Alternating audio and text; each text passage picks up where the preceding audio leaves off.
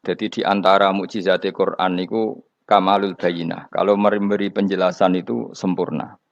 Sehingga ulama mengatakan imanul muqallid, imannya orang-orang yang asal ikut kiai, asal ikut guru, asal ikut buku, itu mukhtalaf alaih. Bahkan saya sendiri cenderung mengatakan iman itu tidak diterima. Karena manusia dibekali akal, inginnya Allah itu dengan akal itu dia punya kepermanenan iman, apa? Punya kepermanenan apa? Iman, dan dengan itu dia imannya mujma'aleh, mesti diterima oleh Allah Subhanahu wa taala karena binnadzari shahih, dengan logika yang benar. Dan logika yang benar itu gampang sekali. Beberapa ulama tentu tahu sekali, bukan sekedar tahu sekali karena itu diajarkan Allah dan Rasul. Misalnya begini, kata Allah, saya kalau baca ayat-ayat ini itu sering nangis karena Allah yang Tuhan itu sebenarnya tidak butuh kita. Saya ulang lagi, Allah yang Tuhan itu tidak butuh kita, juga tidak butuh iman kita. Tapi Allah ingin hambanya itu berakal ya, karena agama itu liqaumi yaqilun, sehingga berpikirnya benar.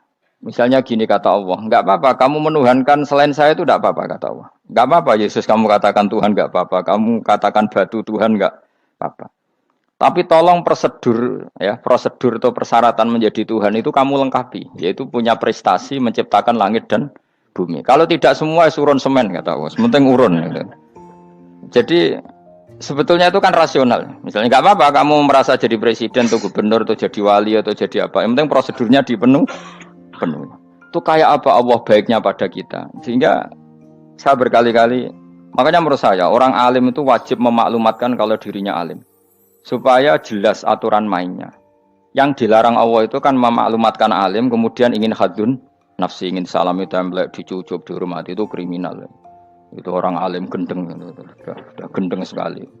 Karena khasnya orang alim itu tentu cari ridhonya Allah, bukan ridhol khalqi, bukan ridhonya apa? Makhluk. Makhluk itu la syai', ada siapa-siapa. Dan kita harus baku seperti itu. Kenapa kalau orang alim enggak memaklumatkan kealimannya itu dikatakan salah? Karena fungsi orang alim adalah membawa bayinat, membawa ayat-ayat Allah, bukan kepentingan apa? Pribadi. Makanya Rasulullah nanti duka ngendikan idza zuharatil fitanu wal fitau falyudhiril alim ilmahu wa illa fa'alaihi la'natullah wal malaikati wan nasi ajmain. Jika zaman akhir banyak bid'ah, banyak kebodohan, maka orang alim wajib menampakkan kealimannya. Jika tidak, maka dia mal'un, dilaknati langit dan bumi. Karena sebetulnya logika tentang Tuhan itu gampang sekali. Saya ulang lagi ya. Saya punya sekian contoh betapa tauhid itu mudah. Jadi kalau ada orang bilang ikhlas itu angel, Gus, ya dia sendiri goblok karena nggak tahu logika apa. Ikhlas itu justru gampang. Misalnya kamu ngamal demi manusia, manusia itu umurnya hanya berapa coba? Kan pasti mati. Lalu kalau dia mati tidak berkutik, bagaimana Anda bersandar sama seseorang yang mati dan tidak berkutik? Sama-sama bersandar sama zat sing al-hayyul qayyum, sama zat yang abadi. Kamu latih terus akal kamu. Misalnya saya punya jamaah banyak, mereka itu kan nggak jelas surganya. Kok harap-harap syafaatnya piye? Soalnya jamaahku mlebu neraka kabeh. Kan nggak mungkin nyafaati saya. Atau mereka mlebu swarga kabeh, wis do sibuk kelon mbek widadari. Mungkin ya ndak ngurusi saya. Jadi dua kemungkinan itu sama-sama ndak ngurusi saya. Mlebu neraka ya rasa nyafaati, nek mlebu swarga do sibuk napa?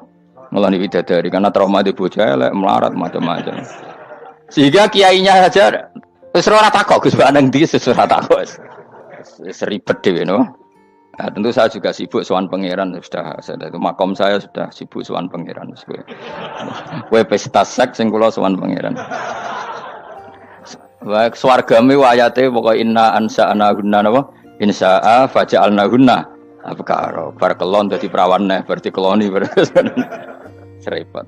Kula insyaallah melok daftar sing fa amma in kana minal muqarrabin farahu warihan. Jadi surganya muqarrabin itu enggak ada sifatnya. Di situ enggak dibakas bidadari, makan-makan enggak, tapi farahu warihan. Satu surga yang sifatnya rohani.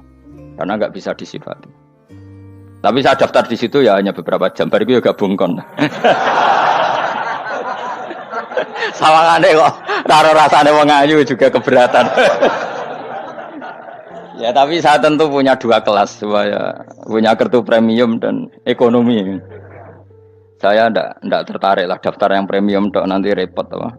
Saya itu sering nangis kalau baca ayat seperti ini. Bagaimana Allah yang Tuhan kemudian ndak butuh apa-apa, tapi Allah saking baiknya itu membuat tatanan logika kita Saya tidak akan bosan-bosan sampai sowan Allah.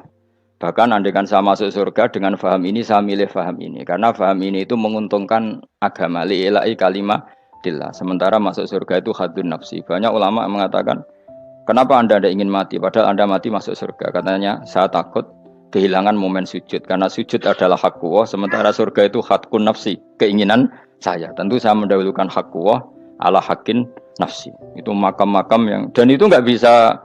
Kamu copy paste, orang yang pada kelasnya akan merasakan seperti itu. Dan kamu tidak perlu minat, malah paham. Jadi sudah, dengar saja, apa? Dengar saja. Begini misalnya, saya berkali-kali bilang, kenapa ulama dulu, saya ini kan di Sarang juga ngajar tauhid. Dulu saya ngajar kubrul yakiniyat. Di beberapa madrasah, termasuk di Sidogiri saya juga ngajar tauhid. Di sini saya ngajar tafsir, tapi yang saya titikkan juga tauhid. Begini, saya hidup di dunia ini, terutama saya memang ingin menerangkan tauhid, sebagaimana Allah menerangkan. Begini ya, Jubair bin Mut'im, saya tidak bosan-bosan cerita ini. Jubair bin Mut'im itu termasuk dahiyatul Arab, cerdas-cerdasnya orang Arab. Dia ditunjuk sebagai negosiator untuk membebaskan Asra Badrin, tawanan perang Badar yang kalah dan ditawan Rasulullah dan para sahabat. Kemudian harus ditebus dengan uang. Oke, disepakati. Terus singkat cerita Jubair bin Mut'im itu datang ke Madinah. Dulu karena tidak ada hotel, tidak ada penginapan, ya memang nginepnya orang musyrik itu di masjid. Ya sehingga itu lazim saja. Kamu tidak usah jadi liberal kemudian bilang musyrik boleh di masjid. Ya tidak perlu seperti itu. Kamu juga tidak perlu goblok mengatakan nggak ada ceritanya orang musyrik ngidam di masjid. Karena ya ada tarikhnya seperti itu. Jadi tidak perlu goblok ya tidak perlu liberal. Paham ya? Kalau kamu bilang wah nangono wong musyrik oleh ngidam di masjid, kamu liberal. Padahal konteksnya dulu memang nggak ada hotel. Tapi kalau bilang nggak sama sekali juga goblok karena sejarahnya pernah ada. Milih goblok apa liberal? Apa milih jelas? Enggak milih aja, ngaco aja. 01 apa 02 apa 00. Milih mana? Goblok, liberal, enggak milih. Nah, ketika Jubair bin Mut'im itu datang, delalah Nabi itu sholat maghrib ngimami. Nabi baca surat Wattur wa kitabim mastur fi rabbim mansur wal baitil ma'mur. Kemudian di pertengahan surat At-Tur itu kan ada ayat yang menurut saya itu sangat bagus. Sehingga di kamar saya, di rumah saya itu tak figur ayat itu. Bahwa kita harus dilatih berpikir. Kata Allah memulai argumentasinya. Am khuliqu min ghairi syai'in. Apakah kejadian alam raya ini seisinya tentu diciptakan tanpa sebab. Misalnya begini, alam raya ini kata orang nihilisme atau komunis atau orang-orang paham nihilisme. Itu kan dimulai dari ketiadaan. Logika ini kan goblok sekali. Berarti kalau alam ini kadung wujud, kamu kan tahu kan langit bumi sekarang kan wujud. Ya, langit bumi sekarang kan jelas wujud. Berarti logikanya adalah al-adamu yakhluqu makhlukon. Sesuatu yang enggak ada menciptakan sesuatu yang itu kan aneh. Di mana-mana al-adam ketiadaan itu tidak mungkin yakhluqu syai'an atau yu'athiru syai'an. Di mana-mana ketiadaan itu tidak mungkin mengefeki sesuatu yang ada. Wong kamu sebut tidak ada itu berarti tidak mungkin bisa berbuat apa kan namanya tidak ada. Sekarang alam raya ini dimulai dari ketiadaan. Terus kamu simpulkan sesuatu yang enggak ada menciptakan yang ada. Itu gendeng apa enggak? Wih gendeng sarap itu. Orang usah dipateni wong gendeng Barno yang mau mati dewi. Jadi makanya Quran menanyakan mereka am khuliqu min ghairi syai'in. Apa alam yang kadung wujud ini kemudian disebabkan oleh sesuatu yang tidak ada. Lalu kalau sesuatu yang ada pasti diwujudkan oleh yang ada. Nah, karena yang ada ini pencipta harus berstatus super. Nah, super ini oleh ulama disebut wajibil wujud. Maka Allah bersifat super, wujud yang paling prima, yang kausa prima. Karena pencipta tentu kelasnya harus di atas yang diciptakan. Makanya disebut ulama dulu nyebut Allah itu apa? Wajibil wujud. Karena pencipta tentu lebih dahulu, maka harus disifati awal atau qadim, apa? Awal atau qadim. Kayak apa Allah mendidik kita? Am khuliqu min ghairi syai'in. Terus Allah bilang gini. Ya gak apa-apa, yang menciptakan gak saya gak apa-apa kata Allah. Tapi amhumul khaliqun, kamu saja yang menciptakan gak apa-apa. Tapi syaratnya kalian juga harus merasa pernah ikut menciptakan langit bumi. Am khalaqus samawati wal ardh. Jadi gak apa-apa kamu merasa Tuhan gak apa-apa. Yang penting kamu merasa ikut nembok langit, ikut ngecor apa? Langit. Ya pokoknya ikut bikin. Terus kata Allah bala yukinun, kamu tak suruh merasa menciptakan langit bumi, kamu juga gak merasa iya. Memang ya mereka merasa ndak kan? Akhirnya Jubair bin Mut'im saking enggak kuatnya. Am khalaqus samawati wal ardh balla yuqinun amin dahum khuzum. Sama Allah dibombardir seperti itu. Dia datangi Rasulullah, ya Muhammad, logika itu tidak meninggalkan akal saya. Matarok tali akli nasean. Akal saya habis Muhammad. Saya iman saja. Saya tidak cukup punya logika untuk melawan argumentasi ayat yang kamu baca. Saya iman saja. Terus iman. Makanya kalau ada logika nihilisme bahwa sebelum alam ini adalah ketiadaan, lalu pertanyaannya bagaimana mungkin ketiadaan menciptakan yang ada? Di mana-mana ketiadaan itu la yu'atsiru syai'an wa la yakhluqu syai'an. Jenenge wae tiada. Tiada itu ya enggak ada fungsinya, ya enggak ada efeknya, enggak ada prestasinya. Ya pokoknya namanya enggak ada ya enggak ada. Nah, ini penting saya utarakan. Terus di sini Allah mengulang lagi, enggak apa-apa yang lainnya kamu katakan Tuhan jadi mitra saya enggak apa-apa. Tapi tolong kata Allah, aruni madza khalaqu minal ardi, tunjukkan ke kami prestasi dia ikut bikin bumi. Kita tahu misalnya Yesus, Isa lahir di bumi. Bumi sama Yesus dulu mana? Dulu bumi, dia lahirnya di bumi.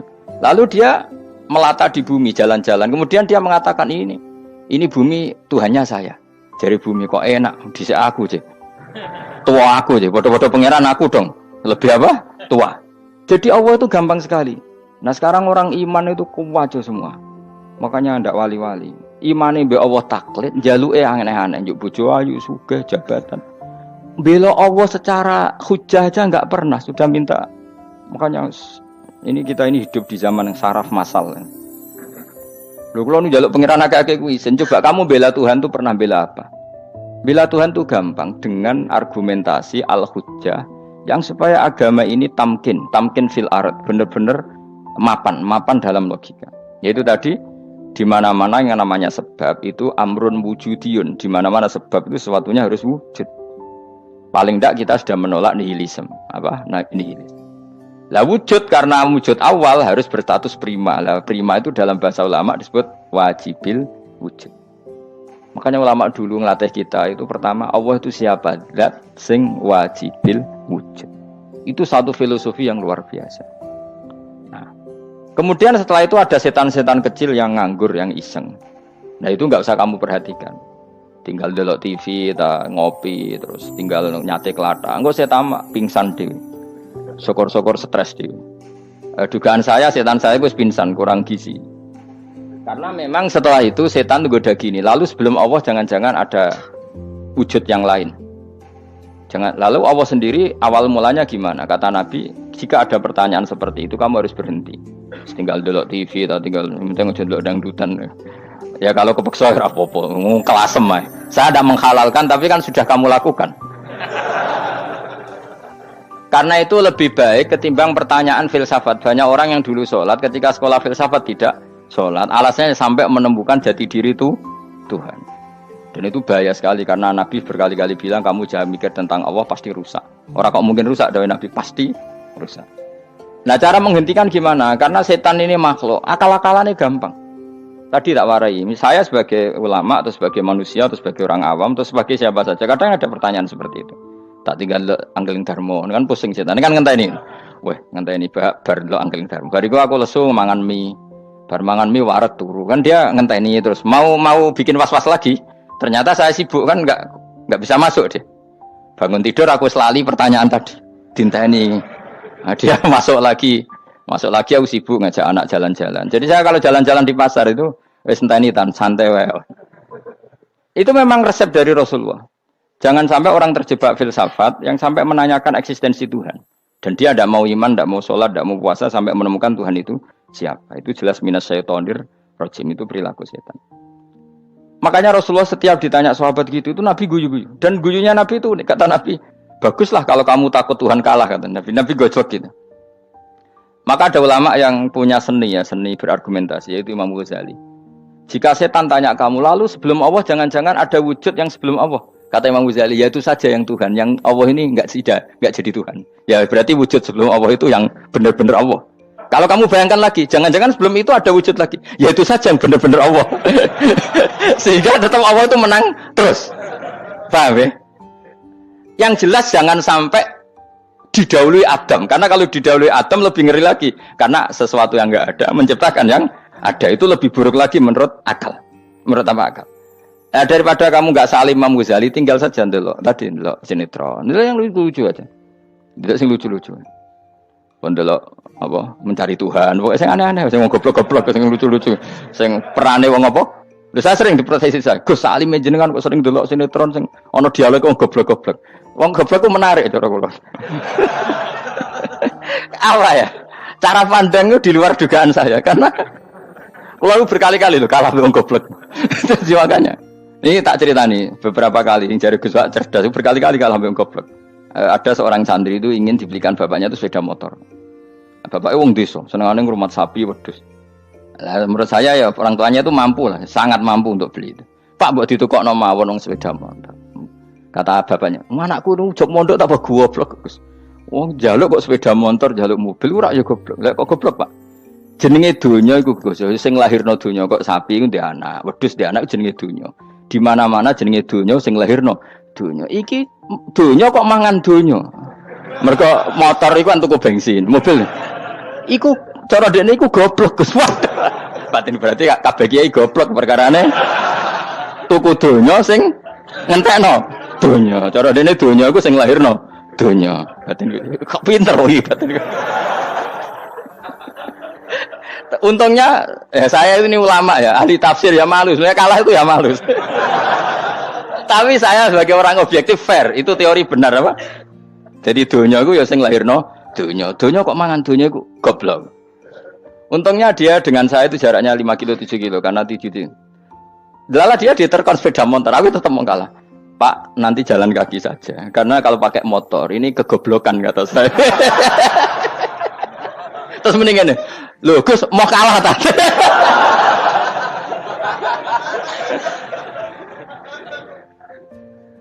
Wah kacau. Singkat cerita dia bersikeras, nggak mau beliin sepeda motor anaknya karena di mana-mana dunia gue sing lahirno dunia, nggak boleh dunia kok mangan.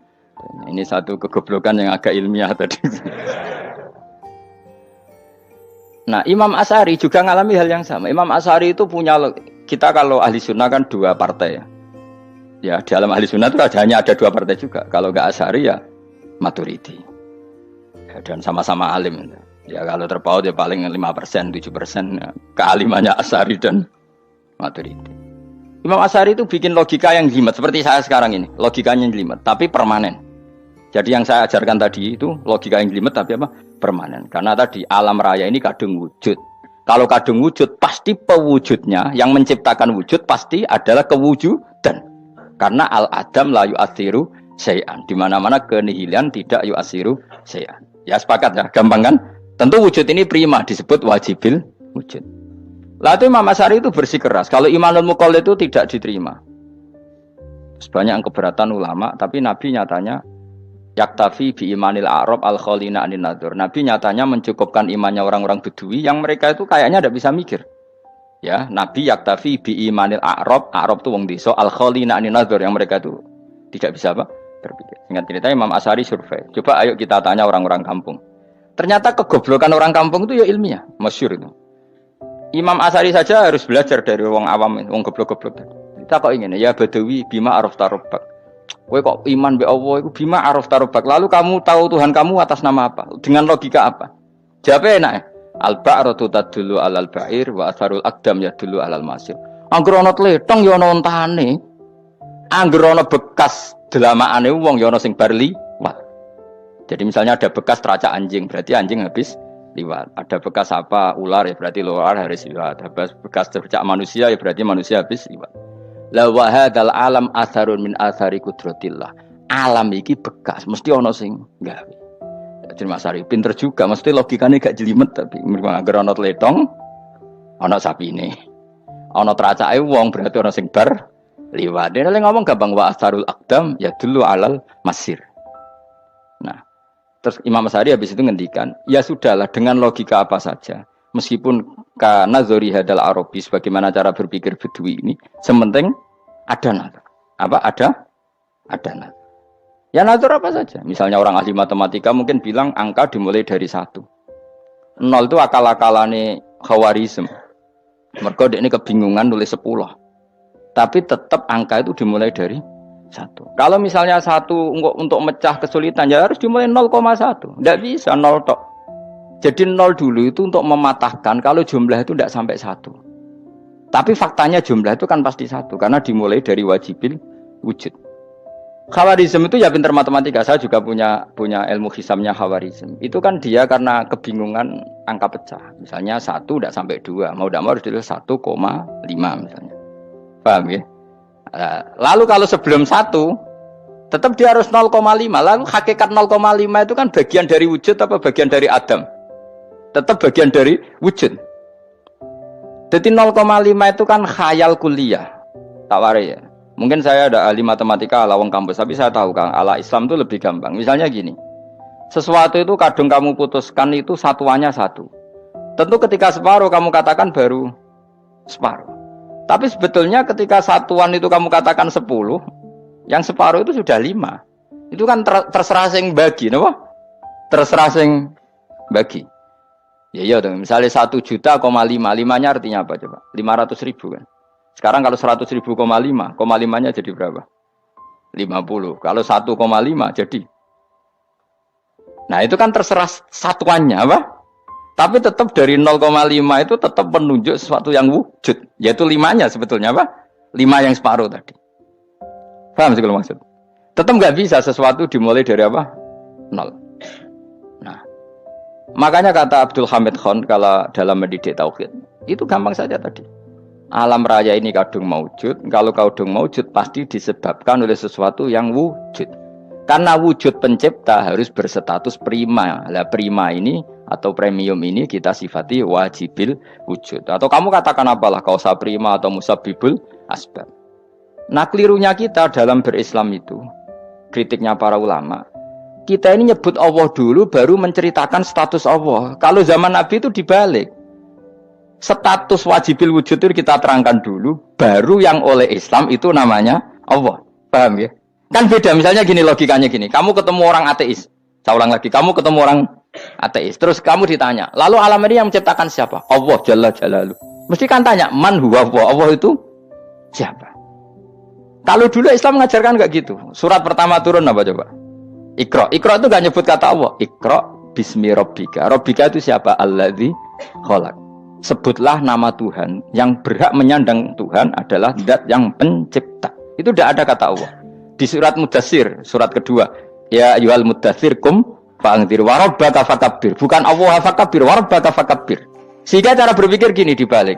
Sebutlah Tuhan kamu. Tuhan itu siapa? Yang berstatus Tuhan adalah zat yang berstatus pencipta. Nah, lalu pencipta ini oleh Islam dinamai Allah. Kalau orang ateis kamu langsung bilang Allah, man huwa Allah, berarti pertanyaannya Allah itu siapa? Lalu kamu jelaskan Allah adalah pencipta, Allah adalah wajibil wujud. Tentu lebih gampang kamu terangkan. Makanya Al-Qur'an menerangkan amukhuliku min ghairi syai'in. Manane saya di sini manane ya Allah, apa? Allah. Apakah mereka diciptakan tanpa pencipta? Tentu setelah Islam tahu itu namanya siapa? Allah. Paham ya? Kalau balen malih. Jadi sebetulnya Quran itu ngajari kita itu ilmu mantek yang luar biasa. Misalnya ya Yuhanna su'budu siapa? Rabbakumul ladzi khalaqakum walladzina min qablikum. Sembahlah Tuhan. Tuhan itu siapa? Pencipta kamu dan pencipta orang-orang sebelum kamu. Lalu Tuhan ini oleh Islam dinamai. Tapi kalau langsung kamu bilang ke orang ateis atau orang Uni Soviet, Allah itu Tuhan. Allah itu siapa? Sebab itu di beberapa ayat dijelaskan dulu status Allah. Sifatnya Allah, keakhasan Tuhan. Yang dikatakan Tuhan adalah zat pencipta. Kalau tidak pencipta berarti tidak Tuhan. Sekarang Yesus pencipta bumi apa enggak? Enggak, karena dia lahir sudah di bumi. Begitu juga Fir'aun. Fir'aun itu kalah telak sama Nabi Musa ya gara-gara logika ini. Ketika Nabi Musa ditanya Fir'aun, "Wama Rabbul Alamin?" Lalu Tuhan itu siapa? Kata Musa, Rabbus samawati wal ardi, yang menuhani langit dan bumi. Jadi Fir'aun, "Enggak, ma'alim tulakum min ilahin wa irisa, jalan-jalan kemana-mana yang dikatakan Tuhan oleh masyarakat saya kok." Nah, kurang ajar Fir'aun. Terus kata Musa, "Ya Tuhanku yang di langit." Terus manggil Haman Mesir, "Ya Haman ibn li surhal ali abluhul asbab samawati fa'atoli ila ilahi Musa." Haman, bikinan saya piramida yang tinggi, aku akan lihat Tuhannya Musa. Ada enggak di sana? Padahal misalnya munggah tenan di pangeran ra iso didelok kan repot Nabi Musa. Wah, payah ya nggak piramida nginceng pangeran teprak itu kan. Akhirnya Musa pakai logika. Ya sudah gini saja, Rabbukum wa rabbu abaikumul awwalin, yang menuhani nenek moyang kamu yang dulu-dulu. Itu langsung fabuhita Fir'aun. Fir'aun tuh kaget sekaget-kagetnya. Dan para penggawa Fir'aun sadar. Wah, kalau Fir'aun yang Tuhan, babanya tanpa Tuhan. Kan Tuhannya balita kan gitu kira-kira. Tuhannya balita. Tuhannya barulah. Itu kan jadi logika yang mematikan. Kalau Fir'aun Tuhan berarti mbah-mbahnya dulu yang wujud itu tanpa Tuhan karena Tuhannya baru lahir. Ini ada Tuhan kok datang terlambat ini kan. Akhirnya para punggawanya Fir'aun iman, macam gendeng ya Fir'aun itu gendeng. Itu pentingnya logika Rabbukum wa Rabbu abaikumul awwalin. Nah sekarang orang tuh nggak belajar logika. Iman bi Allah orang mantep ning ati, jek iso diguncang setan, jalukane wis aneh-aneh. Jaluk swarga, jaluk gak mutu jaluk. Gak mutu. Makanya banyak wali kalau ditanya, kamu masuk surga sama sholat milih mana? Milih sholat. Kenapa milih sholat? Di surga itu demi hadun nafsi saya, poya saya. Tapi kalau saya sholat itu untuk hak kuasa. Saya sebagai hamba, identitas kesejatian saya adalah menghamba. Soal nanti Allah bikin bonus surga silahkan. Maka sebenarnya masuk surga itu ada urutannya. Sebagai orang alim saya urutannya adalah berkampanye sesering-seringnya membuat logika supaya orang mudah ke Allah dan Rasul. Makanya di Quran tuh gak ada orang disuruh masuk surga dulu itu ya Tuhan nafsul mutmainnah irji'i ila rabbiki. Kamu kembali ke Tuhan kamu dulu. Bahwa kamu makhluk yang butuh Tuhan. Fadkhuli fi ibadi. Kamu masuklah berstatus hamba dulu. Kesestatusan Anda sebagai hamba ini matangkan dulu. Bahwa saya ini hamba. Dibuktikan dengan suka sujud, suka ngamal, suka sedekah, suka tawadhu. Saya sebagai orang alim sebenarnya nggak suka mulang, karena takut. Nak kue pinter kok nyanyi aku, nak goblok sawangannya metodeku gagal. Kan dua-duanya ini merugikan saya sebetulnya. Saya ulang lagi ya, nak pinter kayak nyanyi aku, kan ya mungkin juga senajan rodok mokal mungkin. Sanggep ae rodok mungkin. Pemane nak sing ndik kan yo, biasanya hasud ndik.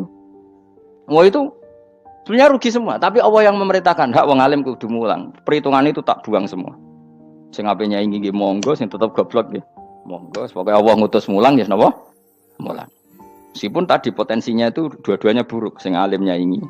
Pemene nak mubalek terus didol ilmu ku ora entuk royalti, tambah parah lagi. Nah, aku enggak pakai logika ikhlas. Pakai logika selesai semua, ya disuruh Allah ya sudah. Saya ulang lagi ya, makanya saya minta ya. Surat Tur itu dibaca. Makanya baca Quran itu jangan terlalu egois, jaluk swarga. Statusnya dulu itu fadkhuli fi ibadi. Kehambaan Anda posisikan yang mantap. Lagi wadkhuli jannati. Sekarang enggak dibalik orang ini masuk surga dulu.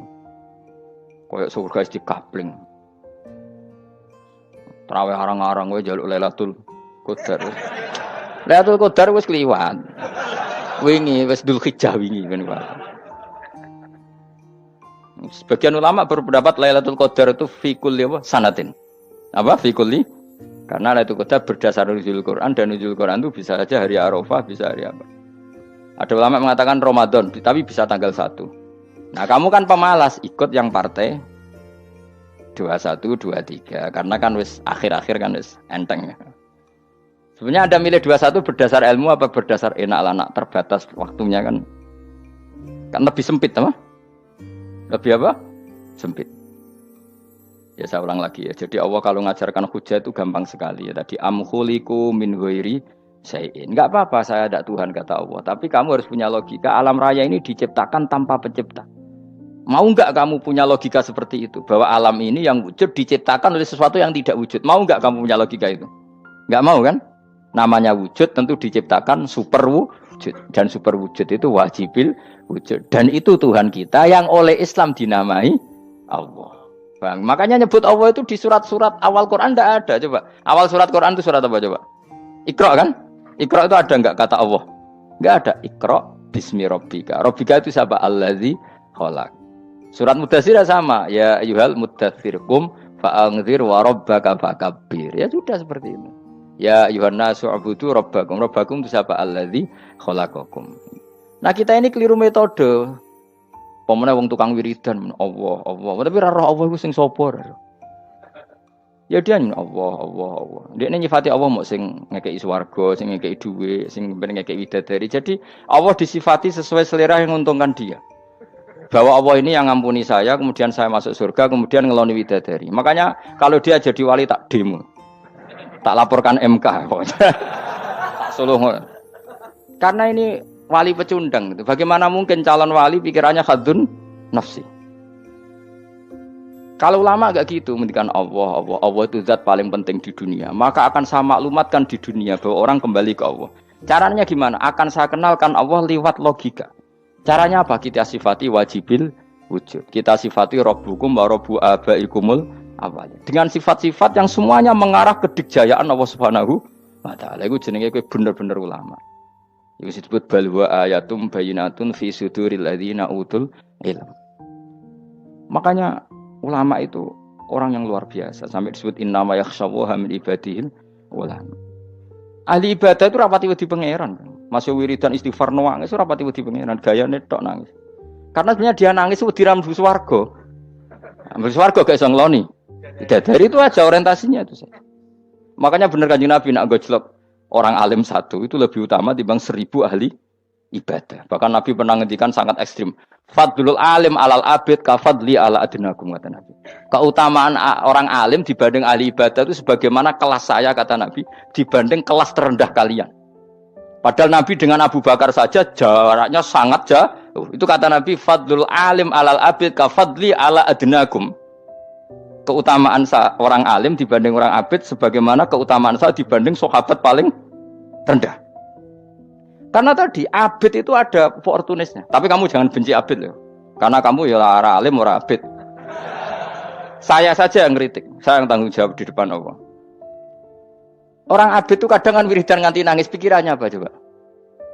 Wis rasakno mungkin apa wiridan pikiran aja. Di sepuro dosane, terus apa kan? Mlebu swarga, terus apa kene swarga? Aku takok.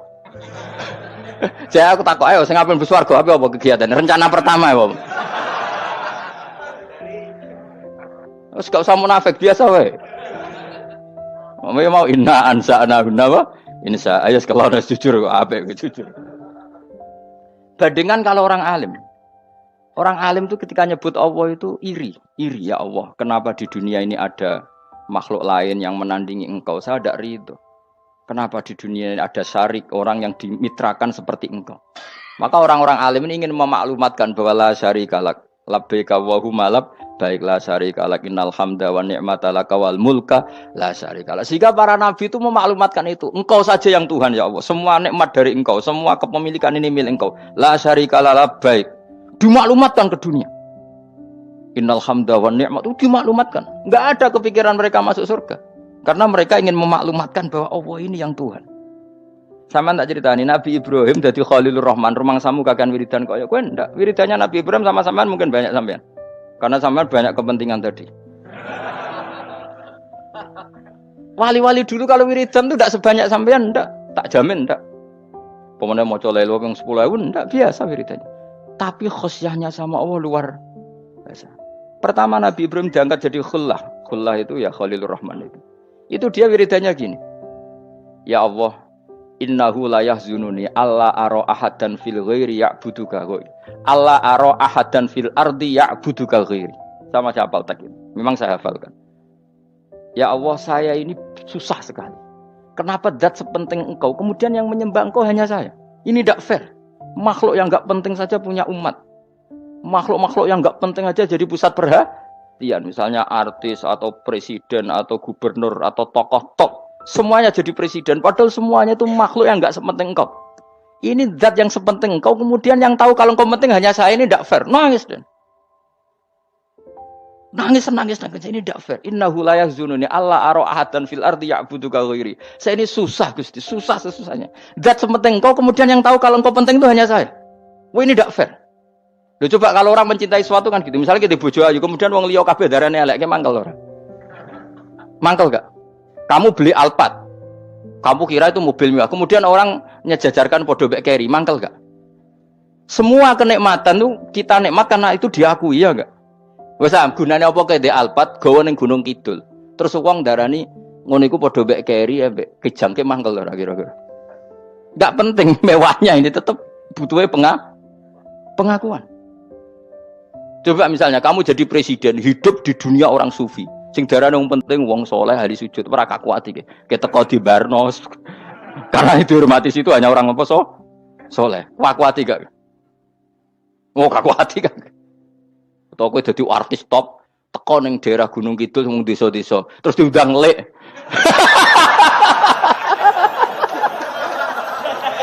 Oh, mangkel kae. Le bayangno.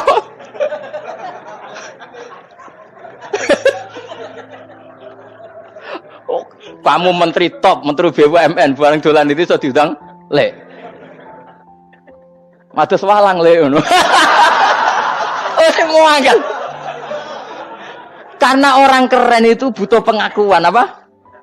Wes misalnya di bojo ayu terus wong liya kabeh darane elek ke mangkel gak? Sebetulnya orang merasa nikmat itu karena pengakuan.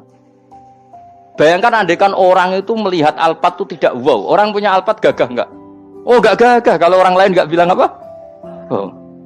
Mau misalnya digoning desa terus ana wong desa nganggep kok model tepak terus saya mau badhe numpang wedhus kula angsal, Pak. Kagak asik. Habis kan. Makanya branded itu harus dimaklumatkan. Nah, itu bayangkan Nabi Ibrahim. Zaman itu ada Raja Namrud yang dipuja-puja, ada orang kaya dipuja-puja. Kemudian engkau yang Tuhan, pemilik langit bumi, enggak ada yang muja-muja engkau. Ini enggak fair ya Allah. Nangis. Ora kok kowe eling pangeran sak jam swarga Gusti. Dasar gak bakat wali. Terus saya itu pernah kangen Nabi Ibrahim itu sampai nangis dan itu saya tidak berdoa. Semua yang terkait Nabi Ibrahim itu saya baca. Mulai surat Quran, tafsir tentang Ibrahim. Dan sampai saya di Kudiro di Tafsir Allah pernah ziarah ke makamnya Nabi Ibrahim. Itu saya hampir nggak pernah doa. Saya isek. Ya karena tadi. Ketika Nabi Ibrahim nangis-nangis gitu, ya Allah ini tidak fair. Engkau zat terpenting di alam raya ini, kemudian nggak ada menuhankan engkau, nggak ada yang perhatian sama ini tidak fair. Susah sekali karena yang tahu engkau Tuhan itu saya tok. Masyhur itu sama Allah. Karena Ibrahim nangis-nangis itu terus sama Allah diterbangkan ke langit. Disebut wa kadzalika nuri Ibrahim malakutas sama. Di langit ada jutaan malaikat sujud, jutaan malaikat rukuk, jutaan malaikat baca tasbih. Nabi Ibrahim oke Gusti kalau gini ya benar, ini baru benar kata. Makanya terus Allah dengan keangkuhannya, karena Allah punya sifat angkuh dan itu sah walahul kibriya. Kan sifat angkuh baik untuk Allah tapi tidak baik untuk makhluknya, dan Allah dengan sifatnya walahul kibriya. Kata Allah, kalau nasihati para nabinya, kamu tidak usah susah. Jika di bumi jarang orang nyembah saya. Innalladzina 'inda rabbika yusabbihuna lahu bil-laili wan nahar wa hum la yasamun. Kamu tenang saja. Orang yang di sana di langit-langit itu maksudnya para malaikat itu bertasbih siang dan malam. Wa hum la yasamun, dan mereka tidak berhenti-henti, tidak bosan-bosannya bertasbih. Jadi nabi itu baru terhibur kalau yang diidolakan itu keren. Itu nabi, itu wali. Itu wali kutub, itu wali. Kamu enggak nyebut Allah itu.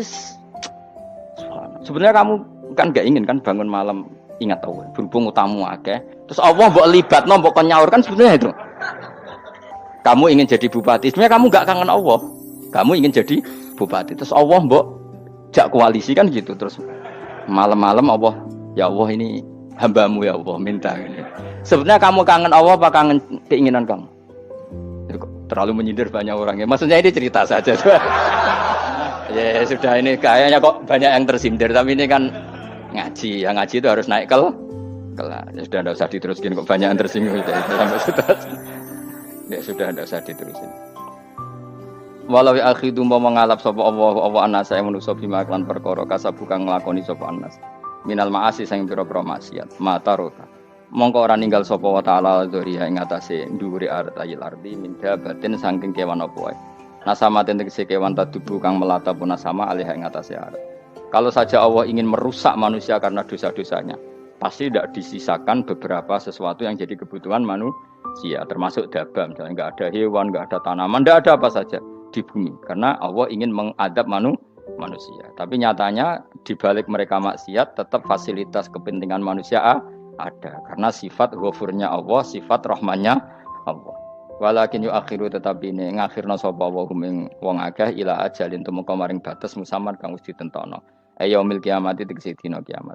Fa idza jaa mongko nalikane teka apa ajaluhum ajale wong akeh fa inna wa mongko satuna wa ta'ala iku kana ana sapa wa bi ibadihi kan kawulan wa basiran dat sing mirsani.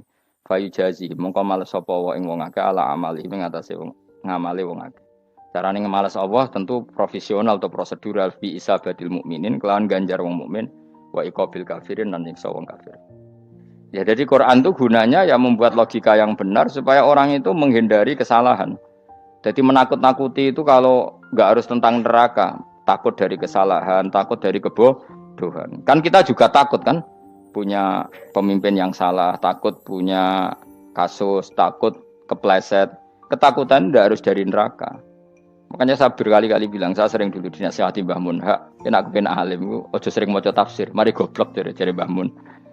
Maksudnya mari goblok itu gini, mufassir itu manusia, kadang dia itu satu ayat umum, dia mendiktekan ke satu kasus, padahal kasusnya lebih umum. Makanya berkali-kali sama nani umpomong ini, contohnya ini, karena nanti itu mengikat. Misalnya gini ya, saya ulang lagi ya, dan gayamu kayak wong alim.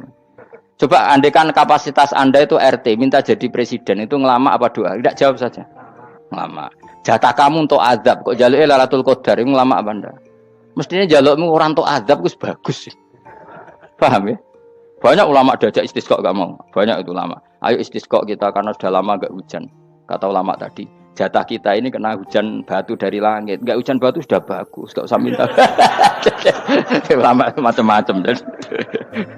Lah rai-rai ngene iki pantese entuk Lailatul Qadar apa entuk azab ayo jawab. Orang entuk azab wis bagus. Yo dadi dongane ya Allah. Ampun jenengan siksa la tu'akhidna. La tu'akhidna maknane njuk Lailatul Qadar apa ora disiksa? Ya makam kita itu masih Rabbana la tu'akhidna. Iku njuk supaya gak disiksa innasina waqtuna kalau kita salah. Kowe kan gak kalau. Wah sudah salah.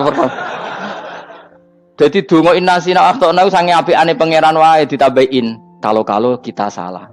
Kalau kita kan sudah tidak kalau lagi sudah. Sudah jelas salah berkali-kali lagi. Mbok wong diisin. Julak jaruk Lailatul Qadar gak diisin. Tapi oleh wong pangeran apian. Pangeran kan tapi misalnya pangeran ora aku luwe apian timbang aku. Jadi sowe disahno permintaan. Tapi gak dikabulno.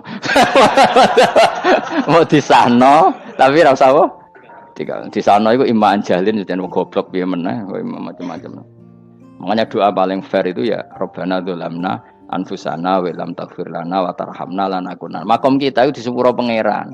Sing bener donga wong traweh-traweh lho ning Tuban ning Jogja wis bener apa innaka afuwun karim tuhibbul afwa fa'fu anna. Ora ana guru-guru kita donga ya Allah anilna lailatul qadar ya Allah ka ora sarahku kiye kita ora ana ngajarno ngono ya Allah innaka afuwun karim tuhibbul afwa fa'fu anna. Jenengan kandat sing kathah nyepurane lan seneng nyepuro himpun jenengan sepuro. Iku wis bagus sudah. Bagus. Lailatul qadar gresuk delok srengenge. Terus delok angin. Angger daerah Gunung Kidul banter terus ana-ana. Boy wong tahu diri, maksud kula dia tetap minta Lailatul Qadar tapi tahu diri. Misalnya suwe bar sedekah, puasa bar salat 1000 rakaat, terus utang mesti sahur, sampai togo-togo sing mbok dolimi jaluki sepuro.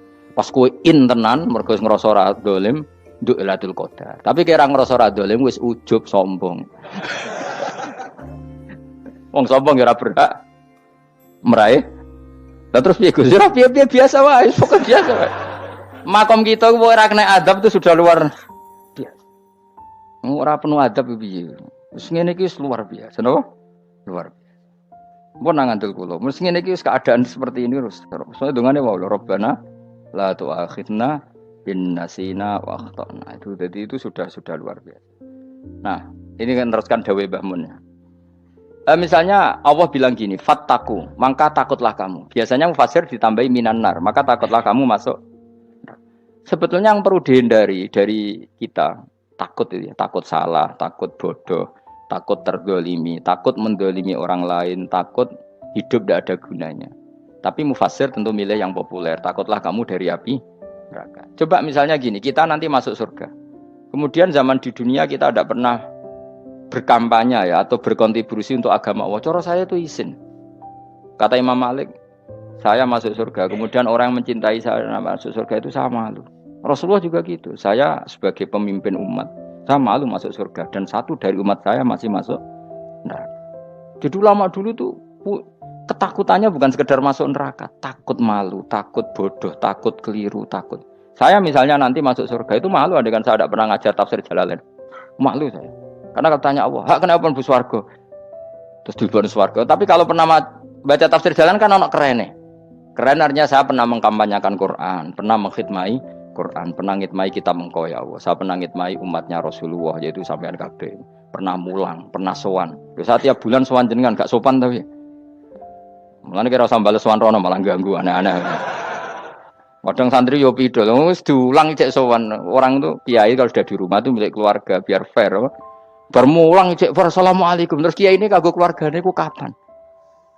Boyo mikir bocah ora karo-karuan. Jadi seneng ya di ilmoni, napa seneng ya di ilmoni. Saya ulang lagi ya. Nah, kata yang ditafsir itu sering tidak mengikat. Makanya kata Mbah Mun, baca tafsir itu dikurangi. Maksudnya dikurangi itu bukan apa-apa, maksudnya tadi kalimat yang ditafsir itu tidak mengikat. Yang mengikat itu yang kalimat di Quran. Nah, kalimat Quran itu umum, napa? Misalnya gini, Allah kalau gini. Ikdilu, kamu harus berbuat adil. Lalu adil itu misalnya mufassir menafsiri, adil itu menyamakan di antara dua orang konflik. Misalnya di MK 01 dan 02 dianggap sama, itu namanya adil. Itu kan dawai mufassir. Atau misalnya gini, Allah bilang gini ke saya, hak kena jadi kiai sing adil. Terus adil ditafsiri orang, adil itu menyamakan sesama murid, haknya sama. Nah, tapi bisa saja adil itu di luar itu semua. Misalnya gini, ternyata adil menurut Allah gini. Adil maknanya seimbang, apa? Adil itu maknanya apa? Seimbang. Lalu keseimbangan seorang hamba adalah dia ingat Allah lebih banyak. Karena ini bandul yang benar-benar nyata. Allah itu nikmatnya nyata. Sehingga ketika saya sebagai orang alim ingat saya alim itu karena Allah, dikasih ilmu Allah, dikasih cerdas Allah, dikasih semuanya dari Allah. Sehingga saya itu tidak merasa kumuluhur pada kalian karena semua ini dari Allah. Kemudian Allah sendiri yang memerintahkan, kamu harus mengajar. Maka saya ada arep-arep salam templek sampeyan, penghormatan sampeyan, apresiasi sampeyan karena saya hubungannya hanya dengan Allah Subhanahu wa Ta'ala. Itu namanya adil, meletakkan sesuatu proporsional. Itu juga adil namanya. Makanya seseorang itu enggak bisa dikatakan abid selagi belum tahu kalau ibadahnya minallah. Jadi misalnya ke ibadah tok. Ternyata kamu yakin itu ibadah kamu, amal kamu itu belum abid. Abid hakikat adalah alhamdulillah alladzi hadana li hada wa ma kunna linahtadiya laula anda tahu. Ketika kita sujud yakin ya Allah alhamdulillah jenengan menakdir saya sujud. Saya sholat alhamdulillah engkau menakdir saya sholat. Sehingga minallah dulu pikiran itu semua kebesaran kemendahan hari ini minallah dulu. Baru setelah minallah kita yakin billah. Setelah billah juga yakin illallah. Misalnya gini Allah itu. Setelah saya ngajar tafsir Jalalain, kepentingan saya satu. Hamba-hambanya Allah menjadi tambah mencintai Allah. Tidak mencintai saya, enggak penting sampean mencintai saya. Makanya Imam Syafi'i tiap ngajar bilang begini. Wadittu annal khalqa ta'allamu hadzal ilma wala yahmadunani. Saya senang kalau kalian belajar fikih sama saya, tapi kamu enggak usah muji saya. Jadikan fikih ini alat taqarrub kamu kepada Allah. Itu namanya minallah wa ilallah. Itu adil. Tapi adil yang dijelaskan ulama beda-beda tadi. Ada mengatakan adil adalah proporsional antara murid, antara keluarga dan murid. Meskipun kamu senang mulang, jangan merantarkan keluarga, itu tidak adil. Itu kan versi, no? Maksudnya Mbah Mun, kamu jangan terjebak versi-versi dalam tafsir. Paham ya? Karena Allah hanya ngendikan i'dilu wa aqrabu. Paham ya? Tapi kan penjelasan adil ini orang versi. Paham ya?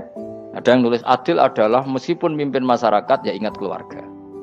Karena sing tukang wayo oleh nafsir adil adalah karena laki tidak cukup istri satu maka ayo kan yo repot nanti.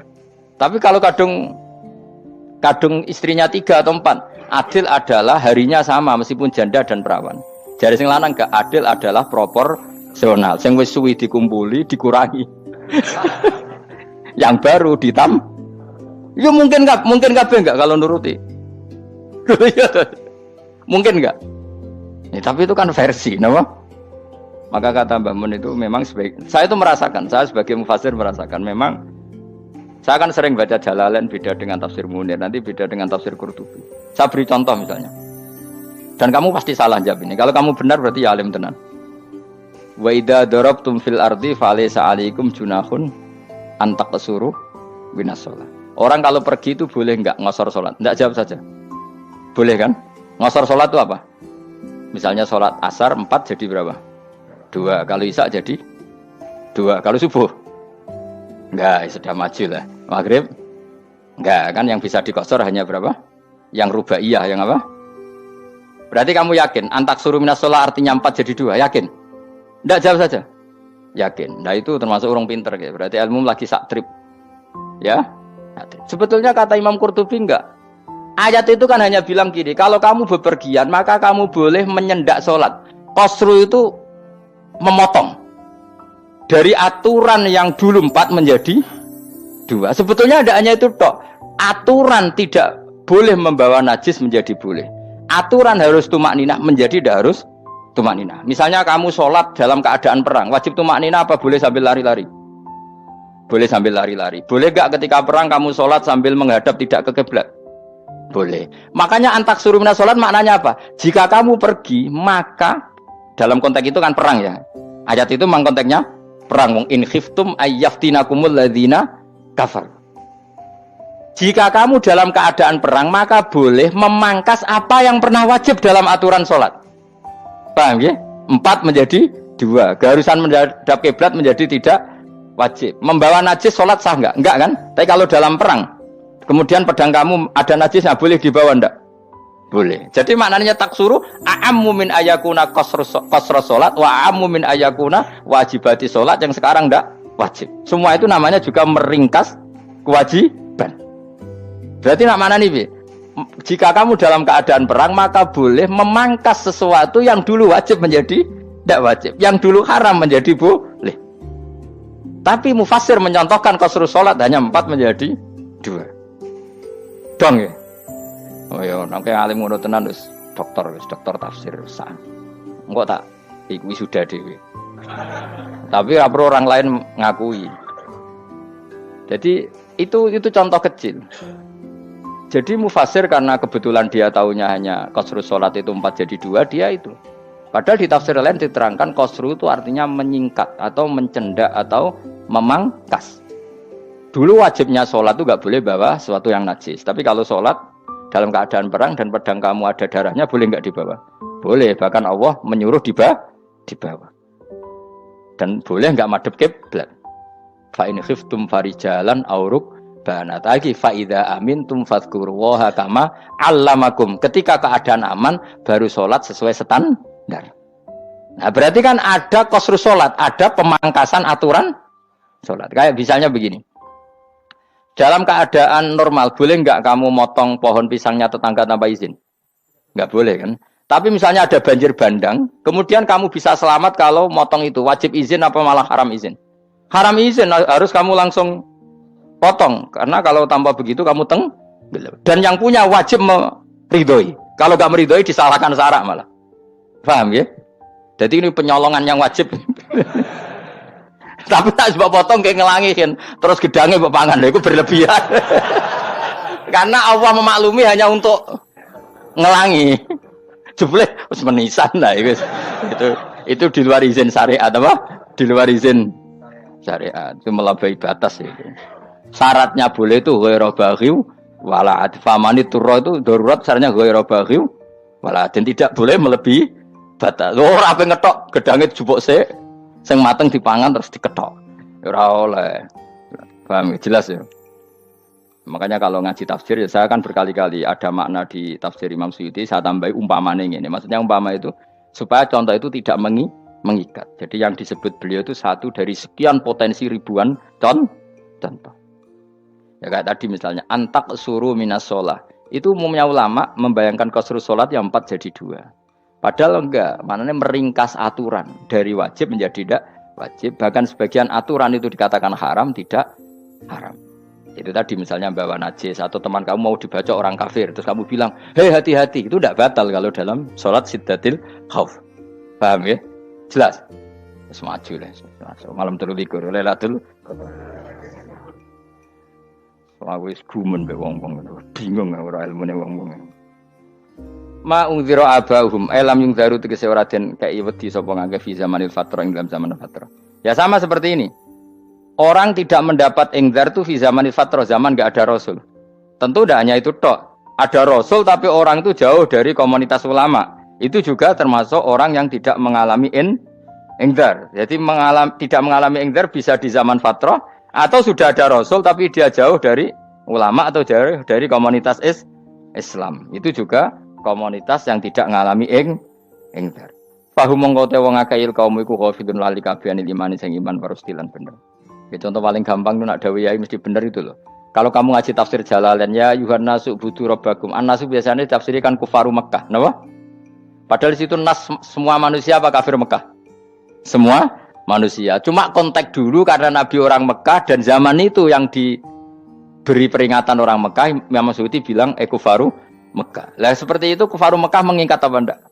Enggak kan? Enggak, karena yang dituruni Quran yo kafatal linnas. Tapi ya Yohanasu di Jalalain sering ditulis apa? Kufaru Mekah. Lah, seperti itu tidak mengikat. Itu contoh saja, Pak. Contoh saja dalam konteks zaman itu. Paham ya? Jadi banyak, makanya tafsir itu sebenarnya enggak ngikat. Ya tapi yang ngomong gitu harus orang alim. Kalau kamu yang ngomong malah kacau. Kemudian ngomong sombong. Maksudnya kan manusia, saya juga manusia. Ngapain saya harus ikut? Ya sarap itu. Iku ora wis sombong sarap, no? Wis sombong sarap. Lakot hakko teman-teman fahum, lakot hakko teman-teman nyata apa alqaulu apa titah. Wajibat iki wajib manane nyata ala aksarihim. Ing atase akeh-akeh wong akeh bil adab. Lakot hakko teman-teman dadi nyata apa alqaulu apa titah anane azab. Wajibat iki wajib apa adab ala aksarihim bil adab. Fahum mongko te wong akeh la yu'minu ora iman sapa wong akeh. Il aksaru tegese ute akeh wong ora iman. Zaman niku Mas. Ya, maksudnya zaman itu, tapi jengben gue buatan ngerti. Tapi yang mungkin batu Isa itu semua orang iman, tapi ya banyak yang setelah iman itu tidak bermanfaat lagi karena wes napa matahari terbit dari napa barat. Hina la yanfa'u nafsan imanuha lam takun amanat min qabl. Inna sa'atam ingsun ujalna ga ingsun fi anaqihim. Ing dalam gulu-gulune wong akeh tak gawe aghlalan ing belenggu. Bi ayu dhamma gambar bi antu dhamma gambar sento dewi kumpulno ilaha maring anak apa alai di tangan. Di anal gila karon saat menegil iku yajma'u iso ngumpulno apa gil al yada ing tangan kal unuk maring geger maring napa gulu-guri lho jenenge unuk. Wong Arab nak darani kene iku unuk, nak darani kene iku nakher. Ya jare wong Arab, ya kene iki unuk, kene iki nakher. Lah gulu niku ngeten, tangan didakok teng napa? Napa? Gulu. Napa jenenge jithok niku jithokne. Sing guri-guri. Faya mengkote tangan ilaidi kumas muatun ting kumpulno ilal atqoni maring dagu. Niki lho jenenge dagu. Jam udzakonin wa ya mustama'ul lahyan. Kumpule dua dagu atau dua wang nek jomanan. Bahum mongko te wong akeh mukmahuna iku dadi bunder sapa wong akeh. Manane rafiuna ngangkat wong akeh ruusaum ing sirahe wong akeh. Lastatiuna ora iso mampu sapa wong akeh khodaha ing ngendhekno ruus. Menawa dhewe maksudi wa ta iki mutamsilun muk bayangan, muk tamsil gambaran. Mulane kula gumun mbek ulama riyen. Tak contohno ya, nak ulama dhisik ku top. Wong dhisik nak darani bun neraka digludungno. Wong kafir usuk ben digludungno ning neraka. Iku ya pancen ngalim tenan wong dhisik. Mergo gambarane ngene, ora usah mbok praktekno sok ben, praktekno saiki wae. Nak praktekno sok ben kowe sok ben mlebu neraka.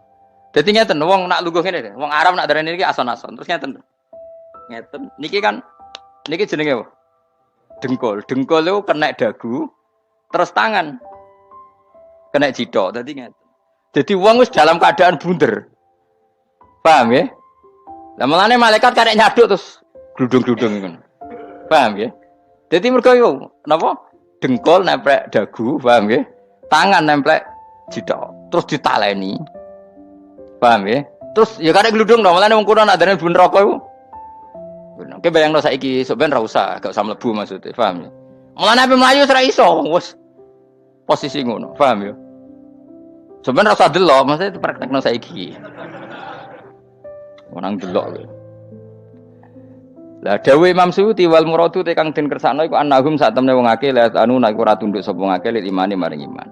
Wala faduna nek ora tunduk sapa wong akeh ora ndilukno ru'usahum ing sira wong akeh lahu krana iman. Iki tapi dawuh Imam Suyuti. Tentu tidak semua ulama sependapat. Jadi cara Imam Suyuti semua yang dikatakan Quran ini muktamsil. Artinya mereka tidak tunduk, maknanya tidak menerima iman. Ya, tapi itu cara Imam Suyuti. Ulama lain yang mengatakan tidak. Memang orang kafir ketika masuk neraka dalam keadaan seperti itu dan digeludung. Ya tidak apa-apa, sama-sama benar. Ya sama-sama benar karena ya Quran itu milik bareng, milik bersama. Jadi kan banyak kalimat kayak tadi mengkosor sholat, meringkas sholat 4 jadi 2 yang meringkas, paham ya? Dari aturan ketat menjadi agak longgar juga meringkas. Jadi semuanya namanya memotong apa? Memotong dari 4 menjadi 2 yang memotong, paham ya? Dari aturan wajib menjadi tidak wajib juga memotong. Nah, itu kan sama-sama benar. Lihat nanti konteksnya. Wajah analan gawe sapa ingsun mimpeni aitim sanging ngarepe wong akeh sadan ing tutup. Wa min khalfim sanging gurine wong akeh sadan ing tutup. Fathisin sadan wa dhumiha lan dhumai sin sudan fil maudhi ing dalam panggonan loro. Faksena mongko ngekeki gelap ingsun ing wong akeh fa mongko te wong akeh laik sirun ra ningali sapa wong akeh. Tamsilun iki ya contone aidon disat diturukil iman maring ketutupe dalan iman alih ngatasi kufar. Nah cari maksudnya kabeh iki mau tamsil. Dadi ngene. Dari depan kami kasih tutup, dari belakang kami kasih tutup, kemudian mereka saya kasih kegelapan, maka mereka tidak tahu. Mananya apa? Dari arah depan yang mereka nggak ngerti pentingnya iman, dari arah belakang yang mereka tidak ngerti pentingnya iman, maka mereka buta, artinya tidak iman. Itu dari Imam Suyuti. Tamsilun aidoni hanya perumpamaan lisat diturukil iman, yaitu tertutupnya jalan-jalan iman. Tapi ulama lain mengatakan ya enggak, memang pernah ada peristiwa di mana orang kafir ngepung Rasulullah dan mereka dari depan matanya dihalangi, dari belakang dihalangi, sehingga ketika Rasulullah keluar mereka tidak melihat. Itu ya nyata ya. Jadi makanya ngaji ya. Jadi ben keren. Oh ini ada sekian tafsir terus gue ngomong kan kayak wong alim keren. Nah takoki kata siapa? Ono rekamane. Tapi yang ora ngaji dhewe. Nah takoki kata siapa? Ada rekamannya. Lah anak aku takut ada kata siapa Gus tak dudono kitabe. Lah anak gue dudono rekaman. Iku apik zaman akhir ngono wis maju. Sok sing rido Kang. Enak kok Kang dadi orang alim gue enak. Nanti itu dadi wong alim ya rugi. Tadi nanti kan gitu. Syekh Abdul Qadir masuk surga. Entah ini gelombang kedua dan para penggemarnya. Jadi akhirnya sing alim tenan yang mlebu swarga, sing kedua dan para penggemarnya. Iku ora usah alim Kang, cukup penggemar. Ya tahu sebenarnya rugi kan. Gus Pak masuk swarga kedua dan para penggemar. Waduh. Terus jebule padha wae. Iku saking rahmane Allah. Kenapa? Kan masyhur itu hadis itu. Rasulullah itu ada sahabat nangis, enggak bisa tidur nangis. Berhari-hari enggak bisa tidur nangis. Hanya karena ingin punya satu pertanyaan. Lama-lama ketemu Nabi, ya Rasulullah saya sudah berhari-hari enggak bisa tidur, ingin menanyakan ini tapi tidak berani. Coba kamu tanya saja. Ya Rasulullah, saya ini kalau mati engkau kan suatu saat dipanggil Allah, saya tidak ketemu engkau. Makanya mumpung sekarang saya tak melihat wajah engkau sekuat-kuatnya, sepuas-puasnya. Kata Nabi ya. Kenapa? Ya kalau engkau di surga, saya di neraka kan nggak ketemu lagi. Atau kalaupun engkau di surga kan kelasnya beda, kan tidak ketemu lagi. Jadi kemungkinan dua-duanya itu tidak ketemu. Kata. Karena tadi bisa aja, ya artinya Nabi karuan di surga, saya di neraka tidak ketemu. Atau engkau di surga, saya di surga pun beda kelas, ya nggak ketemu. Terus kata Nabi, tidak begitu aturan mainnya. Almaru ma'aman ahabba. Orang itu sesuai yang dia orang bersama orang yang dicintai. Jadi ya saya harus ikhlas kalau kamu saingi nanti. Ya sis takdir no. Wasawana ni padha uga ale ing atase wong akeh angger tau te ngekek peringatan sira gumeng wong akeh tahqiqil hamzatain angger ta. Wa ibdali saniyati alifan angger ta humata sili ala nasil hamzah wa itu khali alifan wa bon alif bin musahalan dan hamzah sing ditasil wa ukhra lan ya wa tarki lan tinggal itu khal. Amlam tungzirhum wong ra wis bakat kafir mbok elingno cek rambu elingno tetep la yu'minun ora gelem iman. Lah sing iman iku sapa inama tungziru ang mestine ngelingno sira. Maksude yan fa'u tegese manfaate apa ing daruka peringatan sira. Peringatan nemu manfaat man ing wong ittaba kang anut sapa man adzikra ing Qur'anil Qur'an tegese Qur'an. Wa khasyialan wedi sapa man Ar-Rahman ing Allah Rahman bil ghaibi padahal ora roh pangeran. Ya khofa tegese wedi sapa wong ing Allah toh walam yara ora ningali sapa wong ing Allah. Nane bil ghaibi itu apa? Takut Allah dalam keadaan toh dia tidak melihat Allah langsung. Mereka tak tafsiri bil ghaibi barang gaib ning Indonesia terjemahannya hantu. Melihat alam gaib itu maknanya apa dalam bahasa Indonesia? Hantu. Mulane bil ghaibi ra tak terjemah apa? Ya namanya ini wa khasyalan wedi sapa wong Ar-Rahman ing wasi Rahman bil ghaibi padahal dene ra roh langsung. Ya ora usah diterjemah ya. Terjemah dadi apa? Barang gaib malah repot. Wa basiruhu mongko ngekeki berita gembira sira ing man bimaghfiratin kelawan pengempuranan wa ajrin dan ganjaran karimin kang terhormat. Orang yang seperti itu yang ngikuti Quran dan takut Allah itu layak mendapat maghfirah wa ajrin karim wa ta'ala juru karim wal jannatu swarga. Inna satamna ingsun wa nahnu ya ingsun iku nuhyi uripna ingsun almauta ing wong sing mati libasi krana pas. Wa naktubulan nulis ingsun fil lauhil mahfuz ma ing apa wae kodamu kang nglakoni sapa ngake fi hayatihim. Di lauh mahfuz apa yang pernah kamu lakukan ditulis min khairin kaapian wasari dan kaelean li yujazau supaya diwales sapa ngake alih ing atase iki. Wa asarahum lan yo tak tulis bekas-bekas kelakuanem. Mate saya perkara ustunna kang digawe sunah apa bima badam sausé wong akeh. Jadi perilaku kamu ditulis, setelah kamu mati ya masih ditulis, yaitu bekas-bekas sunnah kamu yang pernah kamu lakukan. Jadi misalnya kok penemu judi, selama ada orang judi ya kamu dapat. Paham ya? Paham ya? Loro gak ya? Makanya ulama ngendikan dulu tubalil amwat, tubaliman mata wa matat ma'ahu dzunubu. Bejo wong mati kemudian dosa-dosane melok mati pisan. Maknanya dia mati dalam keadaan tidak pernah melahirkan sunnah keburukan, paham ya?